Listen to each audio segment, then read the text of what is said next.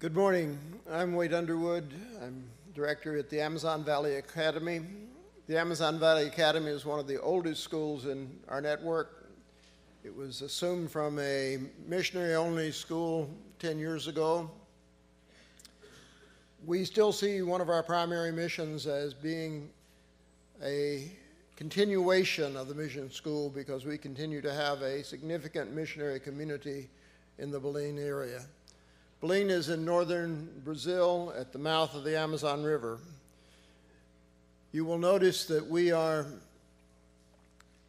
a city of 1.3 million.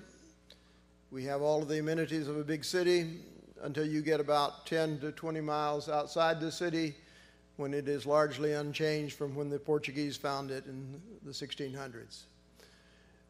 We have all of the wildlife that you would typically want to find in any area if you are a wildlife lover. We have a few varieties that you may not really want to meet.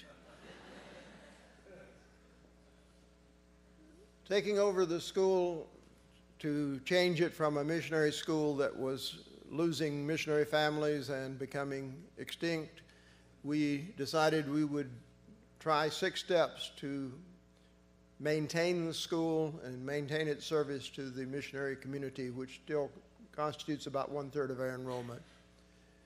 Accreditation is very important to us. We have 3 accreditations. The academic excellence is important to us. Usually 100% of our graduates go to colleges in the United States or Europe. We have in the last couple of years sent a few to Brazilian universities, but that is a new phenomenon for us. We normally are preparing students for America. Property, we were given property 50 years ago. It is now in the discussion area as to whether or not it was given to the school or to a mission group, and we're trying to work our way through a conversation with other missionary agencies to maintain the campus at its present location. Teacher recruitment in Brazil is a major headache. When we recruit you, it usually takes a half a year or more before you can get the visas required to enter the country and join us. Consequently, planning an educational experience has been very difficult. And you will notice that some of our classes are smaller because we have had to combine classes or go without a teacher in kindergarten in the last year. We have seen, however, in the last 6 years about a 5% growth in enrollment every year. So we are moving back towards our designated enrollment, which would be between 120 and 140 in our current building. But missions is also a concern of ours, not only missions for our K through 12 students, but missions outreach to the college students in the area and to the community in itself. We have SACS ACSI accreditation. We have been negotiating for the last 5 years with the Brazilian government, and we think we are closing in on accreditation from the Brazilian government.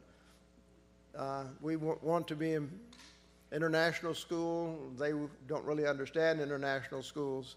North Brazil is not very sophisticated. We're the only international school, and they really don't understand why we want to be an international school rather than a Portuguese school. And trying to explain that has been a 5-year process, and we hope to be successful within the next few days. As I said, our students do quite well. We are struggling to maintain the ACT scores because an increasing number of our students do not have English as a first language, which makes it difficult for them to maintain a level. That gives you a view of the campus.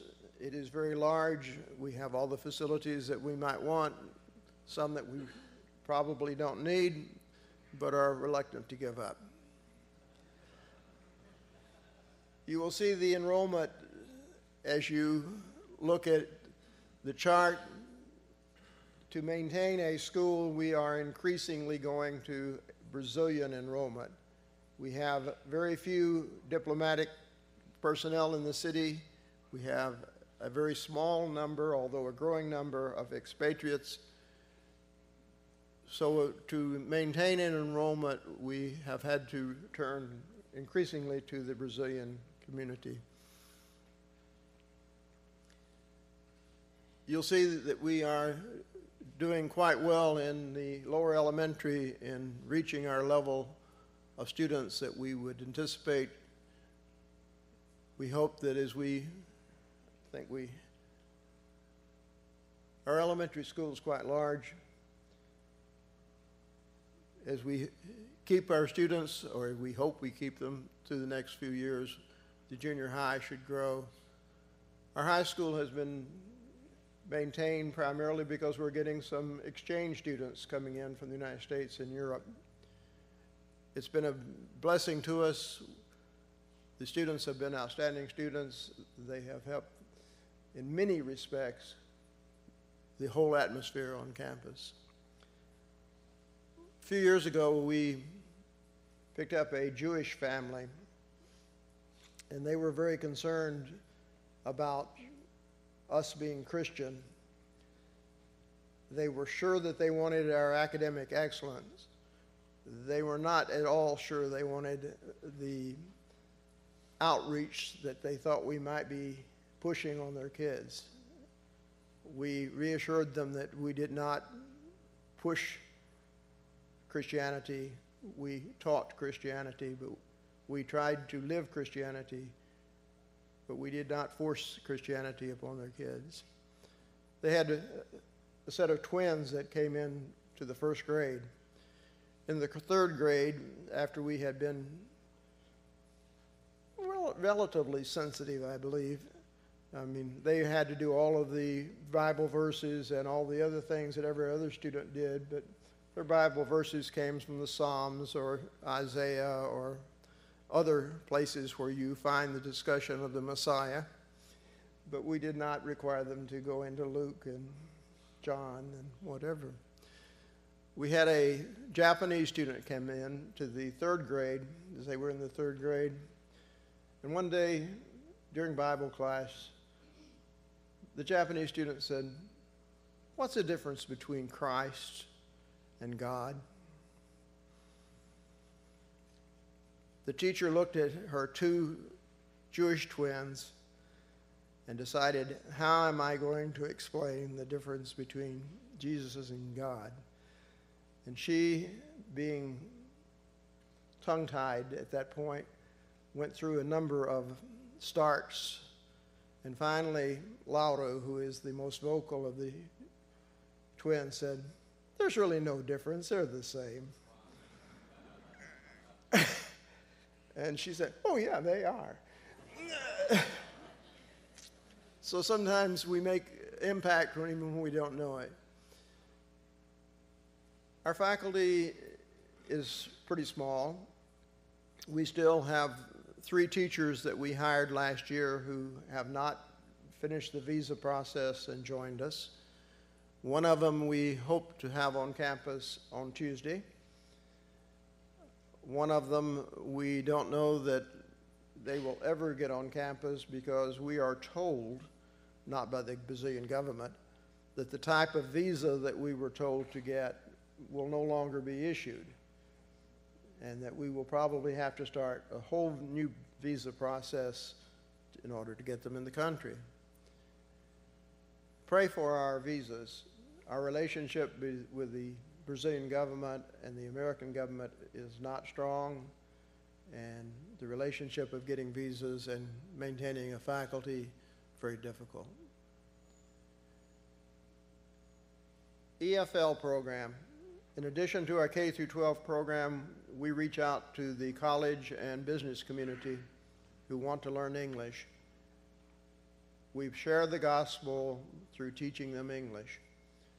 And at the moment, we have 120 English students, college age, high school age, but a few business people who come on campus twice a week for an hour and a half to learn English and for us to share the gospel with them. We also run the only English-speaking church service in the city of Belem. On Sunday afternoon, our chaplain and our teachers give up a couple of hours to have a message, song service, very much like an American church service. And then we break into small groups and we discuss what was taught in the sermon. We go over it, we translate it if necessary, we talk about concepts, we share the gospel. Someone asked me how successful we are. It's hard to say. Number one, we're very successful in what we think the Lord has told us to do, which is teach and preach the things that He has taught us. We share. And if that's your measure of success, we're very successful because we share with between 70 and 100 college, high school students, business people every week. And we have about 10 new people who come on a weekly basis. If the old ones all came, we would not be able to accommodate it. It is amazing that the Lord can rotate about 10 people a week and maintain an audience that we can accommodate. But if the accounting department you want, I have to tell you that the accounting department is above our level, and somebody else is counting the results. Thank you very much.